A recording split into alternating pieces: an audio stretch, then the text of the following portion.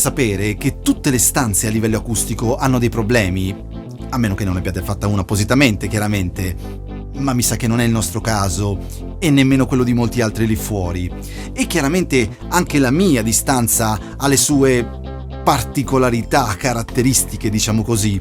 Così tempo fa, quando mi sono visto arrivare l'email di Sonarworks che mi chiedeva se volessi provare Sound ID Reference, che è il loro sistema software per misurare l'acustica e ricalibrare quindi di conseguenza i monitors per farci ascoltare al meglio, ho detto subito sì, perché ero veramente curioso di provare per bene questo Sound ID Reference, ma soprattutto ero anche curioso di capire se quelle caratteristiche dei miei ascolti e del mio ambiente che io ho imparato un po' a conoscere nel tempo fossero poi le stesse cose che un software di misurazione e di calibrazione audio sarebbe andato a ritoccare.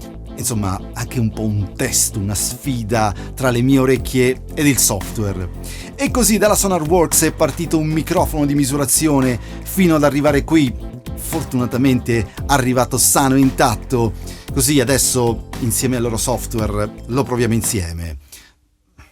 Io in realtà l'ho provato già, ma me lo faccio volentieri un altro giretto, visto che è anche divertente da usare. Così lo faccio vedere anche a voi. Andiamo.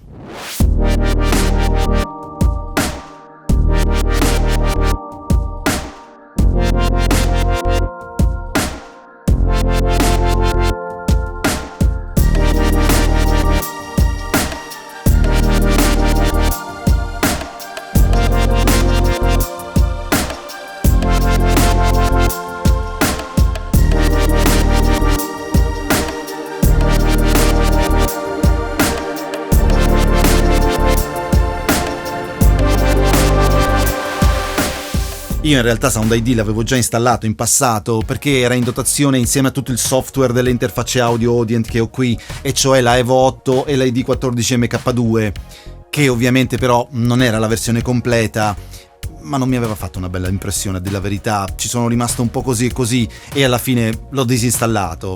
Però c'è da dire anche che l'avevo usato semplicemente con le loro curve, quelle già fatte, e non avevo il microfono per fargli misurare la stanza e quindi fare le dovute correzioni, oltre che a usare il profilo giusto per i monitors.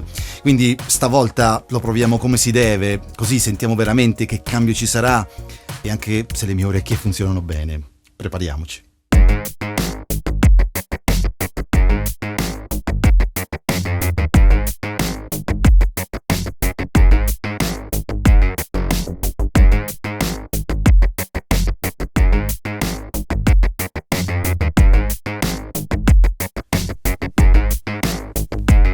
Adesso sono un tecnico Sonarworks. Flat is the new black. Anche se la maglietta però me l'hanno mandata L al posto di M, che è la mia taglia. Magari nel video sembro più grosso. Comunque, mentre installiamo, il software ci chiede il numero di serie del nostro microfono, perché evidentemente hanno misurato la curva di tutti i microfoni e quindi il tutto verrà tarato in base a questo microfono, non questo modello, ma proprio questo specifico microfono. Quindi qui siamo proprio all'attenzione più completa del dettaglio. Una volta che siamo nel software, dobbiamo crearci un profilo, che è poi dove verrà salvato praticamente tutto. E la prima cosa da fare è impostare le uscite della scheda audio, da qui sotto. Nel mio caso sto usando la mitica ID14 MK2 della Audient, quindi impostiamo quella, Audient 1.2. E prima di andare avanti dobbiamo fare il setup di tutto il sistema, dei monitors, del microfono e tutto quanto. E quindi clicchiamo qui sotto, Open Measure, e si apre un altro programma. E qui partiamo semplicemente facendo poi quello che ci dirà lui. Ok, in effetti abbiamo un sistema 2.0, cioè abbiamo solo 2 monitors senza sub, quindi andiamo avanti. E qui c'è una checklist di cose che dobbiamo fare. Dobbiamo attivare la Phantom alla interfaccia audio, altrimenti il microfono non funziona, lo facciamo. Andando avanti ci chiede di indirizzare l'ingresso e l'uscita della scheda audio alla stessa scheda audio, perché ad esempio come nel mio caso potrei andare da una parte all'altra, mentre lui ci chiede di farlo con la stessa scheda audio. E io in effetti ho fatto così, quindi check anche questo. E poi ci ricorda una cosa molto importante, e cioè che il microfono non si deve sentire attraverso le casse, quindi non ci deve essere il monitoring diretto sull'interfaccia audio. Quindi quello che facciamo, nel caso dell'ID14 della Audient, è aprire il suo mixer e assicurarci che il canale del microfono che è attivo e che in effetti si vede che si alza non sia alzato di volume, altrimenti si sentirà nei monitor e quindi si innescherà un feedback e succederà un casino. Quindi abbassate quel volume. Facciamo check anche qui e andiamo avanti. Ok, ci chiede in effetti di prendere il microfono e di toccare. In effetti il segnale c'è. Andiamo avanti. Come vedete dobbiamo semplicemente seguire quello che ci dice. E questo è il punto che vi dicevo prima. Ci sta chiedendo il numero di serie del microfono e ci indica anche dove si trova. Si trova qui. Immetto il mio. Di nuovo facciamo next. E qui ci dà anche la curva di come suona questo microfono, come vedete. Ma comunque andiamo avanti. Assegniamo le uscite. In questa pagina facciamo il test delle casse e per questa prova usiamo le T8V della Adam. Left speaker. C'è. Right speaker. Perfetto, c'è tutto. Andiamo avanti. E qui invece dobbiamo fargli capire dove si trova il nostro punto d'ascolto. Please adjust the volume of your output device. My voice should sound at normal conversation volume. Ok, praticamente ci dice che la sua voce dovrebbe essere ad un volume di conversazione normale, come se stessimo parlando con qualcun altro. Riproviamo. Please adjust the volume of your output device. My voice should sound at normal conversation volume. Perfetto. Left speaker. Right speaker. Ok, perfetto, ci siamo. Yes, my volume is set. E a questo punto ciancio alle bande. No, mi sa che non era proprio così. Ma comunque spostiamo la sedia perché vi assicuro che serve, anzi ve l'assicurano anche loro di Sonarworks, e prepariamoci a fare questa misurazione. Tanto comunque ci guiderà lui, perché in pratica siamo noi la macchina e lui la testa. Ah, vi dico subito di tenere a portata di mano 1 metro, perché poi il software ci darà delle misure in centimetri e ci dobbiamo assicurare che siano giuste andando lì a misurare. E un'altra cosa, io preferisco usare il microfono sull'asta per non creare delle vibrazioni che potrebbero generare delle basse frequenze nel momento in cui siamo con il microfono lì davanti e ci prende l'eccesso di caffeina. Quindi se avete un'asta anche meglio. Io personalmente la uso, visto che poi nella scatola c'è anche il suo supporto che è fatto veramente bene, lo mantiene veramente bene il microfono. Partiamo. Ecco, come vedete infatti ci sta dicendo di pulire la stanza, altrimenti possiamo intrecciarci, di mantenere il microfono in mano o di usare un'asta, come vi dicevo io userò l'asta, di mantenere il microfono al centro dove praticamente ascolteremo, quindi nel mio caso in questa postazione, di mettere il microfono a livello altezza orecchie, quindi praticamente a questa altezza qui, più o meno, e chiaramente di mettere il microfono tra i 2 speaker al centro.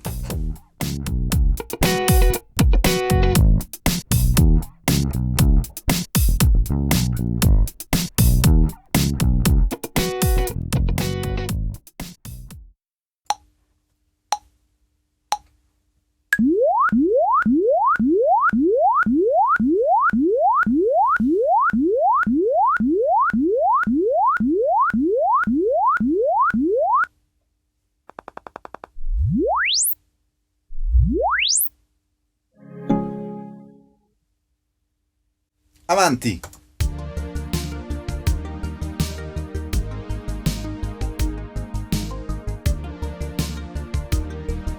Cassa sinistra. Stay where you are. Measurements in progress.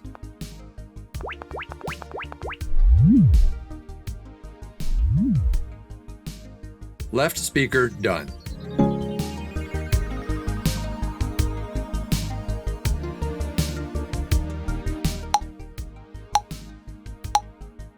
Stay where you are. Measurements in progress.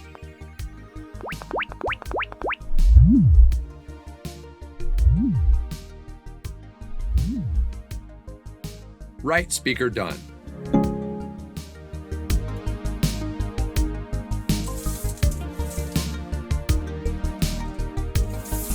In realtà ce ne sono 145, aggiustiamo.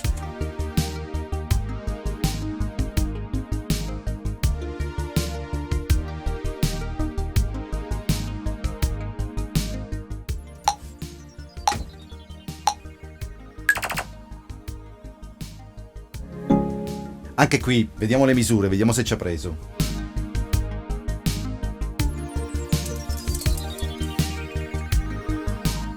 No, ce ne sono 98. Ok, adesso viene la parte dove lui ci dice di posizionare il microfono nei punti precisi sul monitor, quindi dobbiamo andare con il microfono e posizionarlo cercando di azzeccare al punto preciso. Andiamo.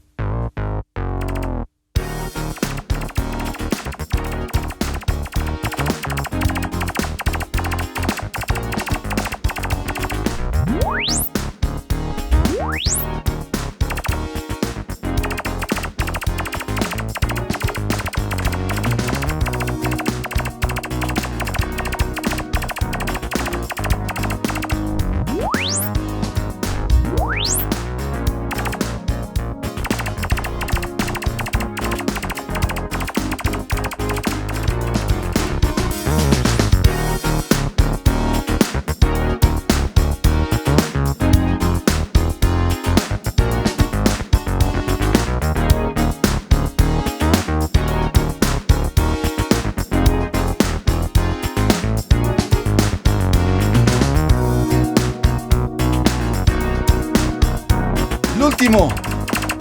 Facciamo l'ultimo!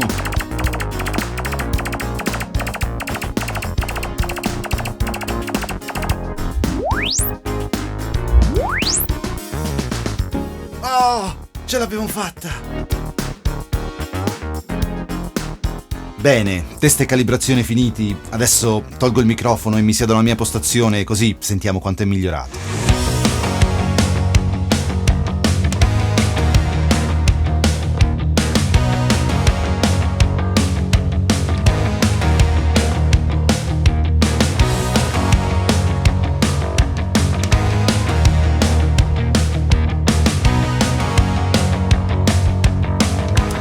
Devo avere le orecchie fallate, perché mentre nella parte bassa e nella parte medio-bassa ha fatto veramente un buon lavoro, anche se preferivo una via di mezzo tra quello che era prima e quello che è adesso, nella parte alta e medio-alta preferivo prima, perché con l'esperienza che mi sono fatto qui dentro ascoltando loro in questo ambiente, tendo comunque a tenere tutto in generale un po' scuro, senza neanche volerlo. Se ora lui me lo schiarisce ancora di più, praticamente faccio un lavoro tutto bassi e niente acuti.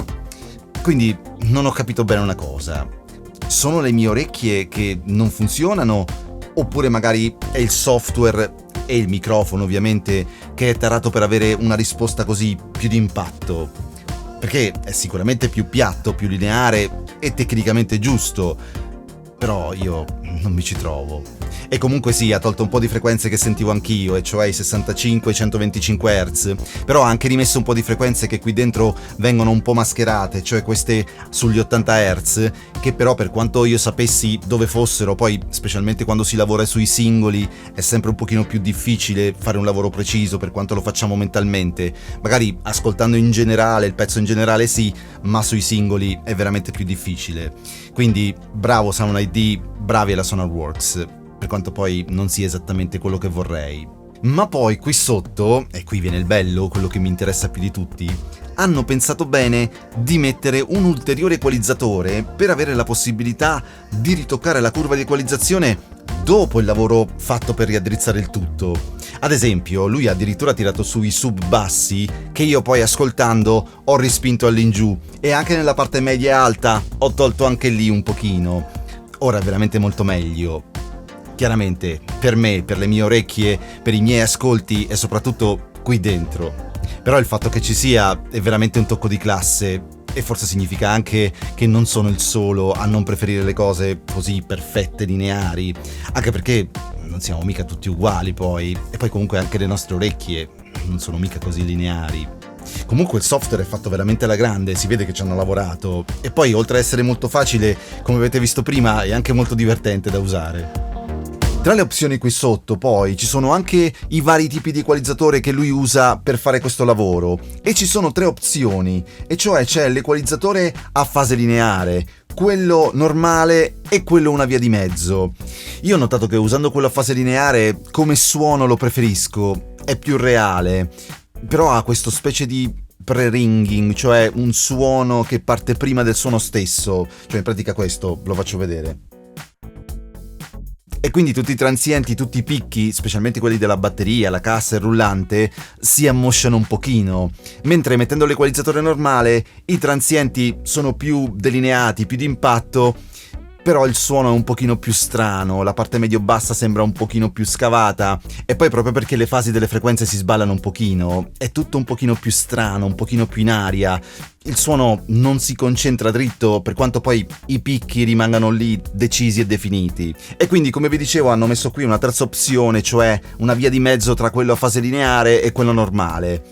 Anche se a me sinceramente non convince più di tanto, mi sembra né carne né pesce, però comunque la possibilità c'è e qualche volta può essere anche utile, anche se personalmente preferisco semplicemente scambiare tra l'uno e l'altro mentre sto ascoltando. Ovviamente adesso lo stiamo usando in maniera stand-alone, dove praticamente lui si installa tra l'uscita del computer, quella di sistema, e l'uscita della scheda audio, cioè nel mio caso della ID14 della Audient, ma chiaramente c'è anche il plugin che possiamo inserire nella catena del master della nostra DAW, cioè del programma che usiamo per fare musica, per poterlo far passare tramite i drivers ASIO. Chiaramente ci dobbiamo ricordare poi nel momento in cui esportiamo il file di toglierlo, altrimenti quella curva di equalizzazione ce la ritroviamo stampata sul file finale. Comunque, come vi dicevo, sulla parte bassa e medio-bassa ha fatto veramente un bel lavoro, ed una parte di frequenze erano quelle che vi dicevo a cui io mi ero abituato, mentre ad altre non ci avevo fatto caso, anche se poi comunque è anche per questo che esistono varie marche e modelli di monitors, perché ognuno di noi preferisce un tipo di suono, ed in effetti per me andavano già bene così, però in effetti a questo punto qualsiasi marca e modello di monitors è virtualmente funzionale, tanto comunque è tutto raddrizzato, quindi a questo punto va bene tutto. Un'ultima funzione molto interessante di Sound ID di cui non sento mai parlare è questo Translation Check, che praticamente ci permette di ascoltare il nostro mix tramite varie simulazioni, e quindi tramite simulazioni di macchine, ce ne sono 3 di macchine, tramite cuffie, quindi in-ear headphones, cioè quindi tipo in questo caso AirPods, AirPods, o magari laptop, MB Airy. Ma ci sono anche varie simulazioni di cuffie, tra cui la MDR AA111, che probabilmente è la Sony 7506, e qui ci sono anche le simulazioni degli speaker da studio, in questo caso le Mixcube, le NS11, le NS10 della Yamaha. E questa secondo me è una funzione molto interessante quando stiamo mixando, perché siamo sempre lì a cercare di ascoltare su ascolti diversi, andare in giro la macchina, le varie casse. Qui ce le abbiamo tutte qui, le mettiamo sul master, mettiamo il plugin Sound ID sul master e possiamo ascoltare come e dove vogliamo. Questa secondo me è veramente molto utile. Quindi a questo punto sono contento? Prima, avendo provato solo la versione che avevo con le Audient, avrei detto di no. Ma qui cambia abbastanza la situazione. Ho notato che per quanto in generale poi i monitors non siano cambiati più di tanto, il ritocco che ha fatto alle basse frequenze hanno fatto veramente la differenza, perché per quanto sapevo di quei piccoli problemi che c'erano sulle basse, come vi dicevo, non sempre su tutti i suoni, specialmente sui singoli strumenti, si riesce a domare tutte le frequenze solo usando le orecchie e la testa. Ah, tra l'altro non ve l'ho fatto vedere, ma Sound ID ha anche delle curve di equalizzazione per le cuffie, dove ovviamente lì non c'è niente da calibrare perché non c'è una stanza che influisce, e quindi basta andare tra i suoi presets e scegliere quello delle cuffie che abbiamo. È fatto veramente bene, l'ho rivalutato totalmente, per quanto poi mi piacerebbe che i monitors suonassero un pochino più liberi, perché chiaramente queste sono un po' forzature al carattere del monitor, ma in quel caso ci vorrebbero un po' di soldini, un bel po' a dire il vero, per costruire proprio la stanza fatta apposta proprio fisicamente. Andate a guardare gli studioni, quelli da migliaia di euro, se ci fate caso, le stanze non sono mai rettangolari, ma hanno sempre questa forma, proprio perché sono stati costruiti per suonare in un certo modo, con tutti i calcoli in testa già prima di fare le mura. Quindi meglio Sound ID, lo teniamo sempre di acceso e funziona tutto meglio. E poi, come vi dicevo, a questo punto qualsiasi monitor abbiate va comunque bene, tanto è tutto ribilanciato. Se quindi i vostri ascolti non vi soddisfano, se pensate che la vostra stanza non vi stia dicendo la verità o pensate semplicemente che vi potrebbero dare di più, vi lascio il link di Sound ID qui sotto il video, così poi magari mi fate sapere anche come vi ci trovate. Nel frattempo che siete da quelle parti, date anche una bella botta al like e iscrivetevi al canale se non l'avete già fatto, così noi ci vediamo anche la prossima volta. Ciao da Red.